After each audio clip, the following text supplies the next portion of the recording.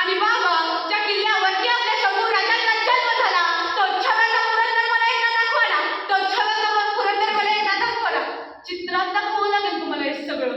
हा रायगड, हा शिवनेरी तुम्हाला चित्रात दाखवावं लागेल. आताची सत्य परिस्थिती काय आहे सांगू? ज्याने मराठा साम्राज्याचा विस्तार पूर्णतः पुसला जाणार आहे. NCR